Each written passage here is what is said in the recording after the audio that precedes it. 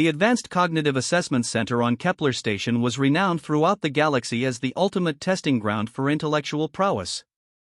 Species from across 17 star systems sent their brightest minds to compete in the grueling examinations that determined admission to the Galactic Institute of Higher Learning. The waiting room itself was a testament to the diversity of intelligence that flourished in the cosmos. Dr. Yathandra, a crystalline being whose faceted head refracted light into prismatic rainbows, had spent 3 cycles preparing for this moment. Beside her, Kexmol, a gaseous entity contained within an elegant mobility suit, pulsed with nervous energy that created small electromagnetic disturbances in the air. The Zentorian collective consciousness, represented by 7 synchronized bodies, hummed in harmonic frequencies as they reviewed theoretical calculations they had spent decades perfecting. And then there was Sarah Kim. The human sat in the corner, absently scrolling through what appeared to be entertainment media on a small handheld device. She had arrived exactly 3 minutes before the examination began, carrying nothing but a small bag and an expression of mild boredom. Her casual attire, simple pants and a shirt bearing the image of what their universal translators identified as a domesticated feline, stood in stark contrast to the formal robes and ceremonial garments worn by the other candidates. Professor Zalthuan, the examination proctor, materialized at the center of the room with a display of temporal manipulation that took considerable effort to maintain. His species, the Valtheri, were masters of spacetime engineering, and this particular individual held 17 advanced degrees in theoretical physics. He regarded the assembled candidates with eyes that existed in multiple dimensions simultaneously.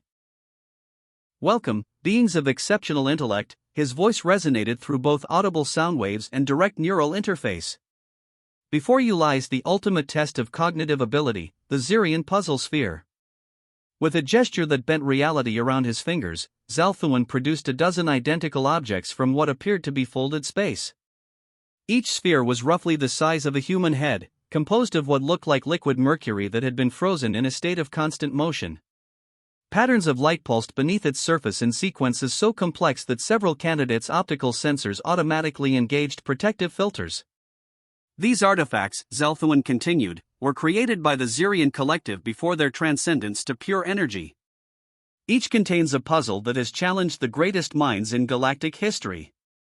The record for solving a Zirian sphere stands at 4 hours and 17 minutes, achieved by a joint effort of the Andromedan think tank. Dr. Yathandra's crystalline structure vibrated with anticipation. She had studied every known approach to Zirian puzzles, had developed 17 different theoretical frameworks for understanding their logic systems. Kexmol had already begun preliminary electromagnetic scans, their gaseous form shifting to optimize sensor placement. "You have 6 standard hours," Zalthuan announced, placing a sphere before each candidate.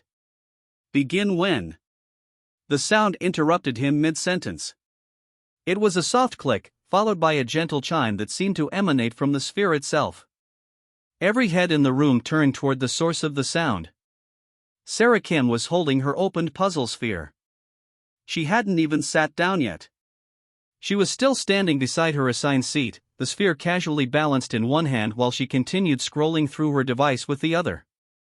The previously smooth surface of the sphere had transformed into an intricate geometric flower, its petals made of crystallized light that cast rainbow patterns across the walls. The silence that followed was absolute. Professor Zalthuan's multidimensional eyes blinked in several realities simultaneously. "I hadn't finished explaining the rules." Sarah looked up from her device, seeming mildly surprised by the attention. "Oh, sorry. Was I supposed to wait? The thing was just sitting there making this really obvious pattern, so I..." She shrugged and finally took her seat, setting the open sphere on her desk like it was nothing more than a paperweight. Dr. Yathandra's prismatic head had gone completely clear, a sign of cognitive overload in her species. The Zentorian collective had stopped humming entirely, their 7 bodies frozen in perfect synchronization. Kexmol's gaseous form was fluctuating so rapidly that their containment suit stabilizers were working overtime. The pattern," Zalthuan stammered, abandoning his usual professorial dignity. "You said there was a pattern?" "Yeah," Sarah said, now giving the professor her full attention. The light pulses were following a pretty basic mathematical sequence, looked like a modified Fibonacci spiral crossed with some kind of dimensional frequency mapping. I mean, it wasn't exactly subtle about it. She paused, studying the shocked expressions around her. Is this not the right answer?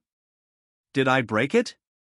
From across the room, a candidate from the Rigelian logic corps, a species whose entire culture was built around pure rational thought, made a sound that their translator couldn't process.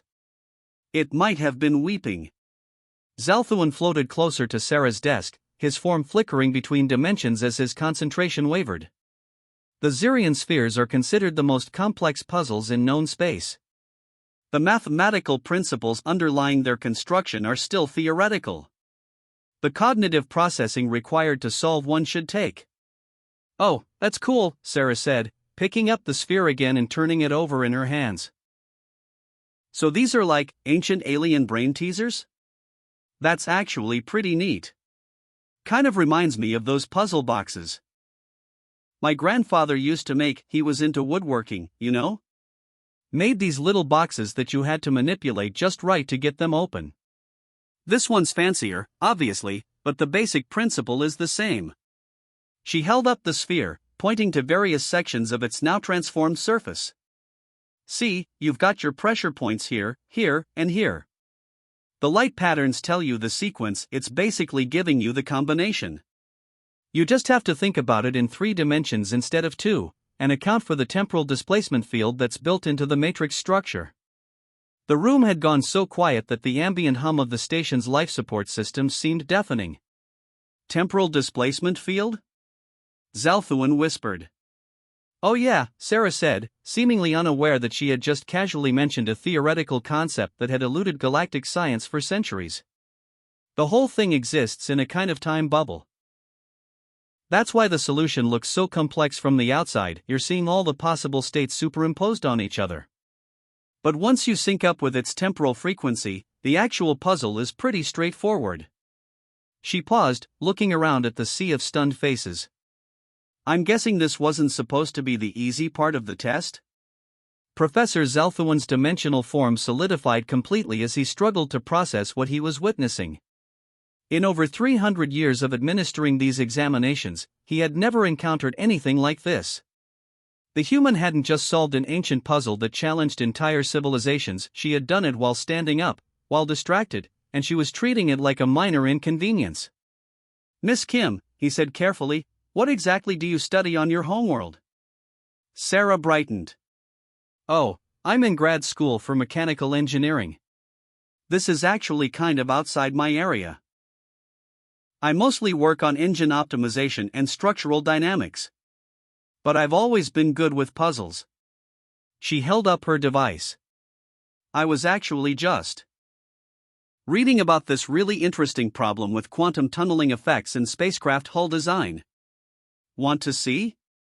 From somewhere in the back of the room, one of the Andromedan candidates made a sound that might have been laughter or might have been a complete psychological breakdown. Dr. Yathandra finally found her voice. How? She asked, the word coming out as a crystalline chime of pure bewilderment. Sarah considered this seriously. I think it's because humans are really good at pattern recognition. We had to be, you know? Our ancestors needed to spot which rustling bush might have a predator in it, figure out which clouds meant rain, that kind of thing. Plus, we're used to working with limited information and making educated guesses. She gestured to the sphere. This thing is just a really complicated lock.